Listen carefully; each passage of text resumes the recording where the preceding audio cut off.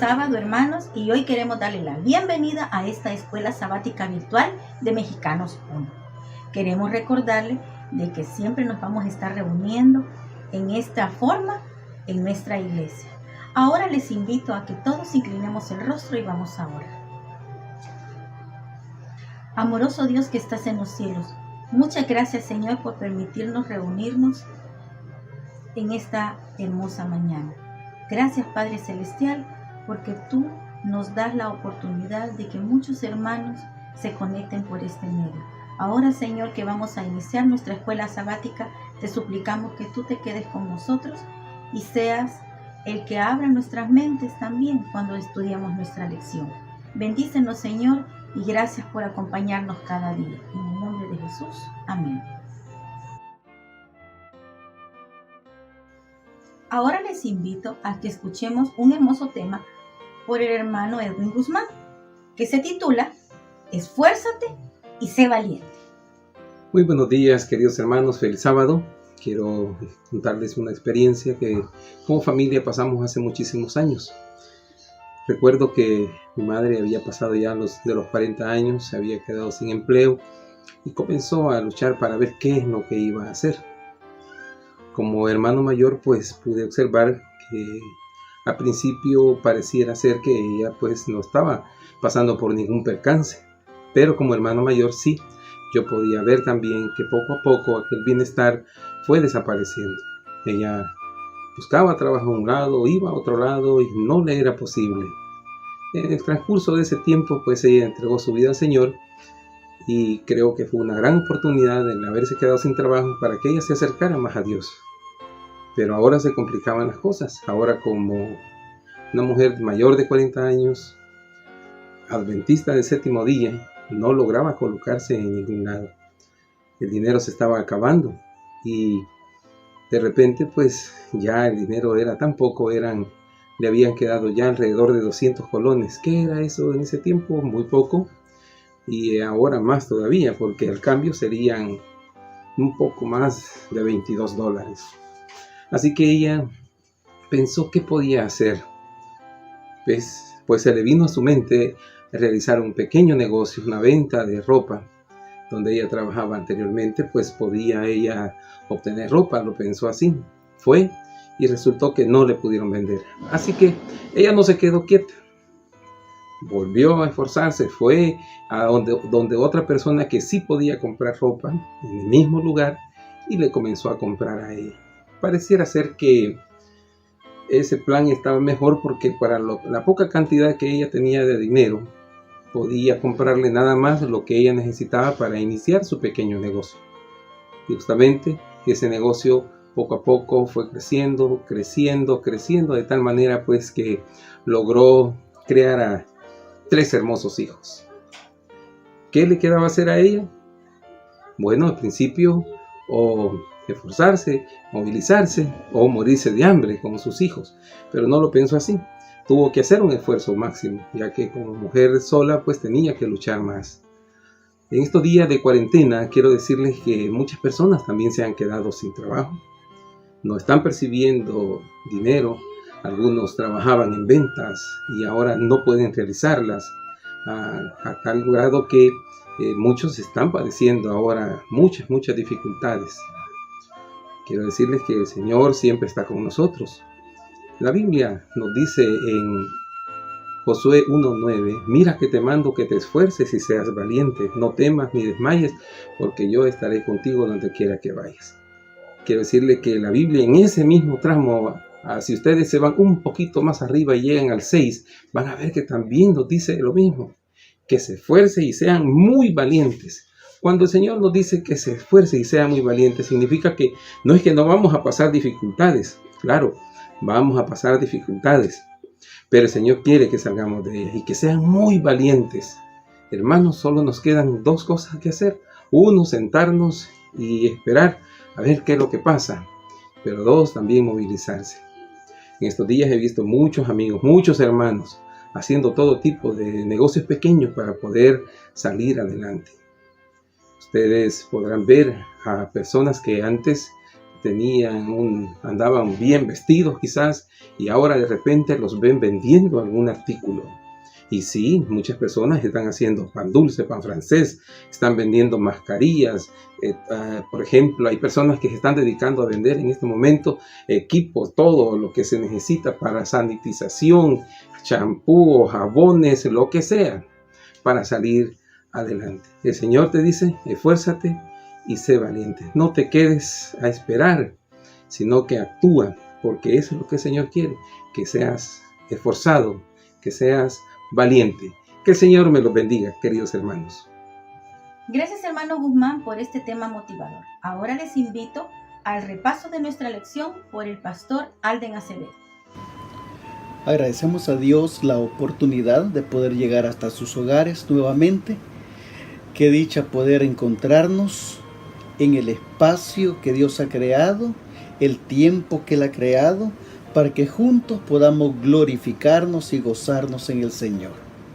Estamos orando por cada uno de ustedes. Tenemos entendido que durante la semana muchos han estado mal de salud y no están solos. Estamos orando como iglesia por cada uno de ustedes, en la familia Renderos, de una manera muy especial. No están solos, tenemos una iglesia que está pendiente de ustedes. De igual manera, con cada uno de los miembros de la iglesia, somos parte de esta comunidad y nos gozamos en estar juntos adorando a nuestro Creador. La lección de esta semana es maravillosa. Sinceramente es una lección la cual aparentemente es un poco complicada, pero que al irla desarrollando nos daremos cuenta que la Biblia es práctica. La Biblia se interpreta a sí misma. Y nosotros como hijos de Dios, lo único que debemos de hacer es hacer de ella, como decía el rey David, lámpara es a mis pies tu palabra y lumbrera mi camino. ¿Cuál es el camino que tiene que alumbrar? Bueno, el camino de la profecía. Muchos le llaman profecía a querer predecir lo que te va a pasar, y está bien ese concepto. Pero especialmente las iglesias pentecostales hoy en día las utilizan como un gancho para atraer a las personas. Pero la verdadera profecía la encontramos en la palabra de Dios. Y durante esta semana, en el repaso, creo que usted aprendió grandes lecciones. Hoy lo vamos a enfocar en puntos específicos la lección. No iremos día por día, sino que como es un repaso, solamente sacaremos las partes más importantes. O en este caso, con mucho respeto y cariño, quizás las que a mí me parecieron predominantes para compartir en esta mañana hacia ustedes.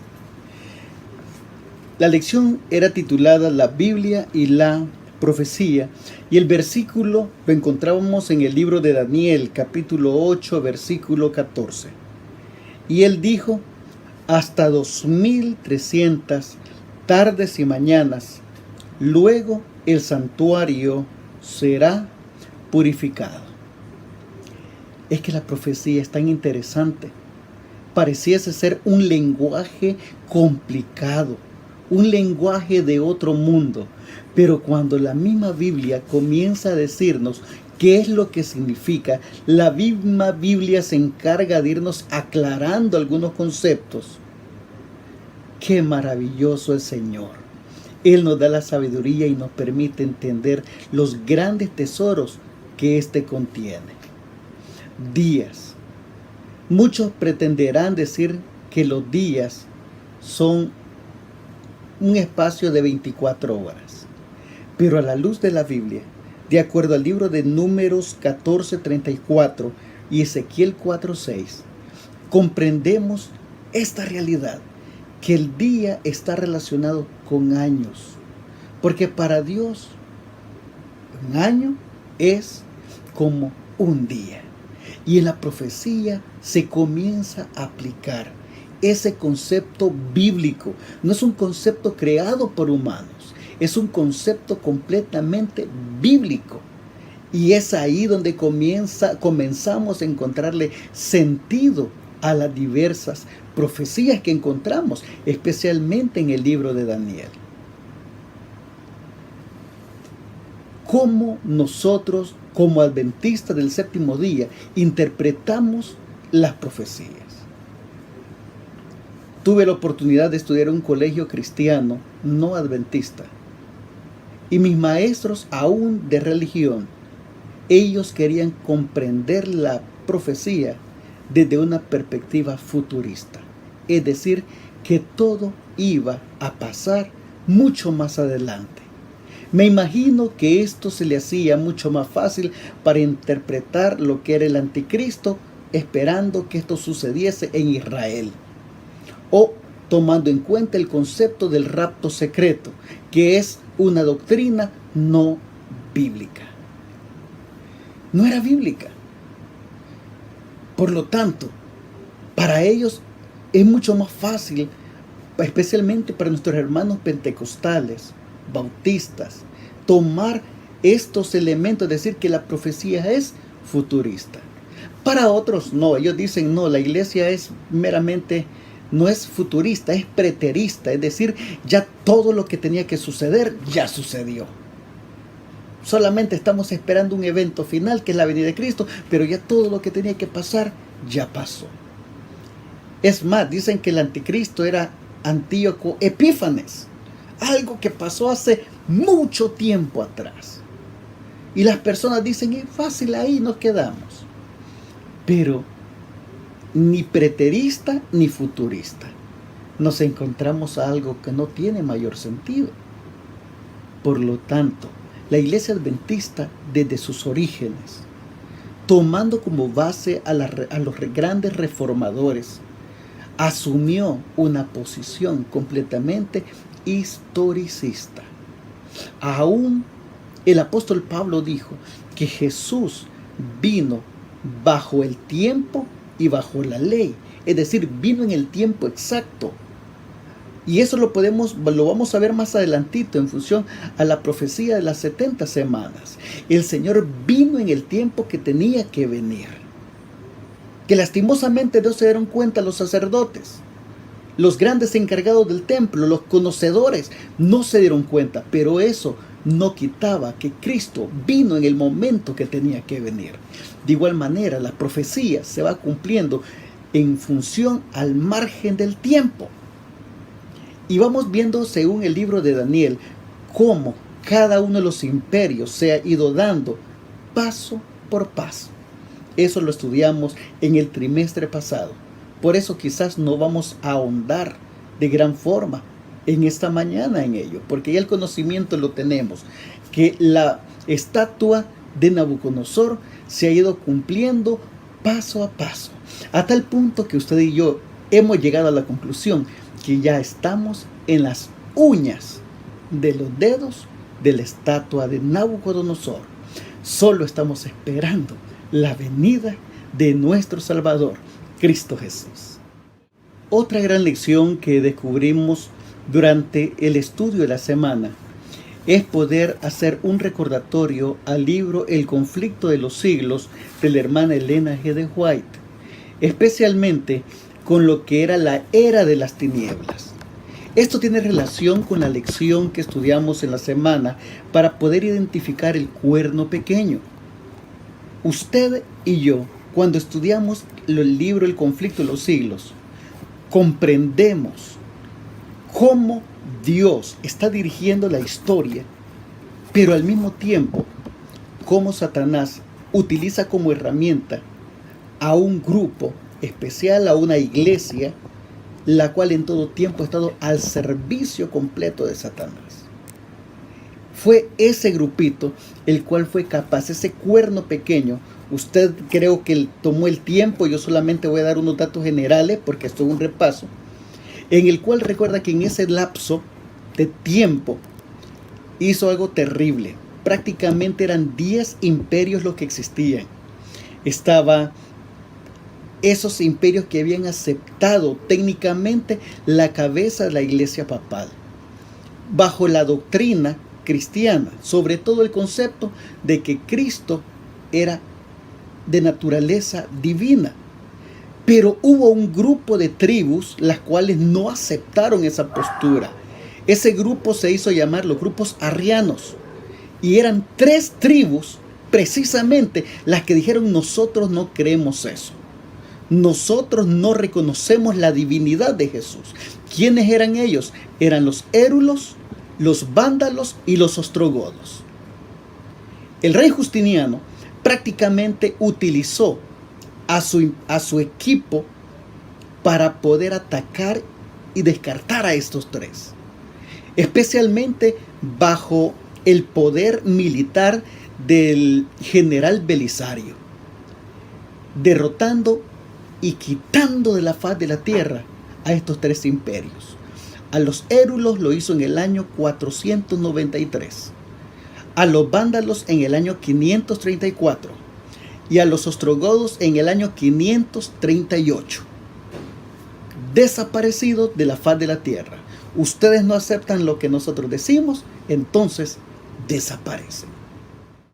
Con esos 3 reinos desaparecidos, los otros restantes dijeron: nosotros sí aceptamos la cabeza de la iglesia y estamos bajo el servicio de ella. Y esos imperios son los que se mantienen hasta el día de hoy, reflejando la gran Europa.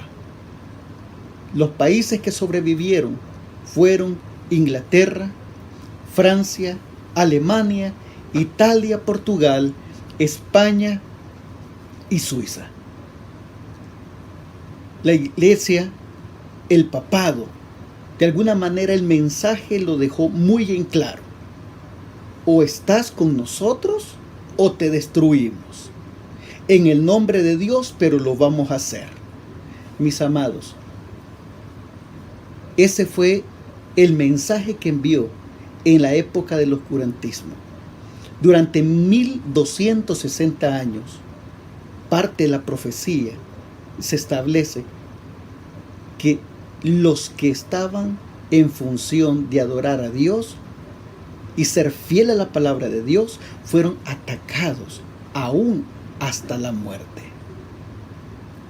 Días sangrientos, ríos de sangre, de mártires, de hombres, mujeres y niños, los cuales ofrendaron su vida por la fidelidad al verdadero Dios, a poder mantener la palabra y predicar la verdad.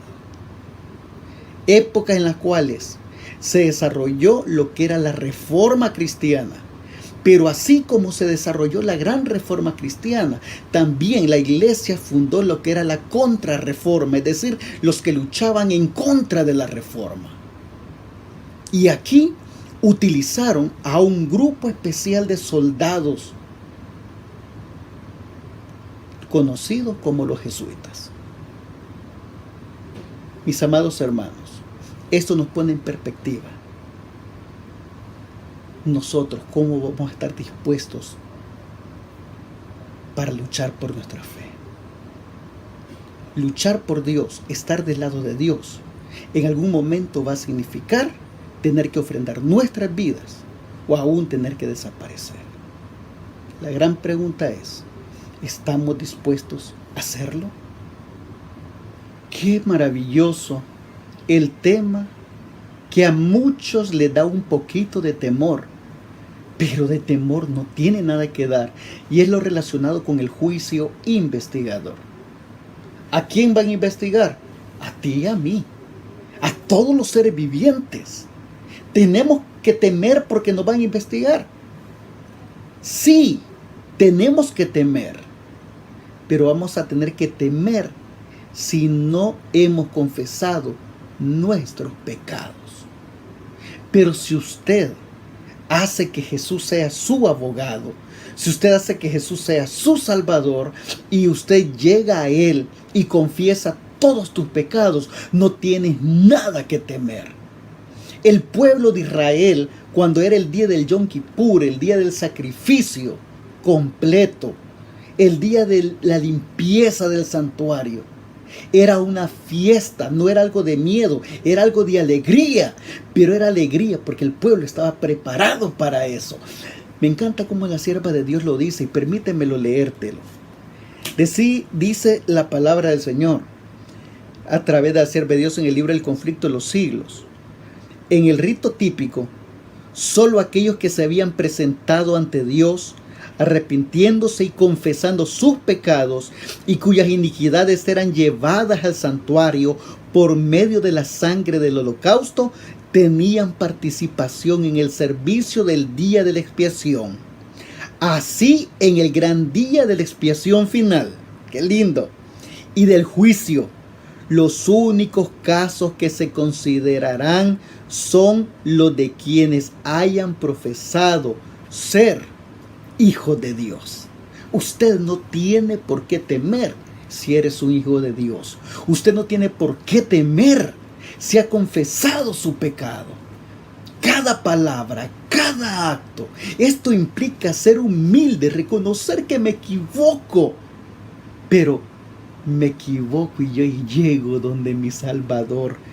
Ese sacrificio de ese Cordero que es Cristo en la cruz. Yo llego y Señor, he pecado en esto y confieso. Y Él es maravilloso, me limpia. No tenemos por qué temer. Cristo está a las puertas. Maranata, Cristo viene. Agradecemos su sintonía a este canal de YouTube de nuestra Iglesia de Mexicanos 1. Y así nos vamos a estar reuniendo, hermanos, mientras nuestras iglesias no se puedan abrir. Así es que les invitamos que sábado a sábado estén conectados con nosotros. ¡Feliz sábado!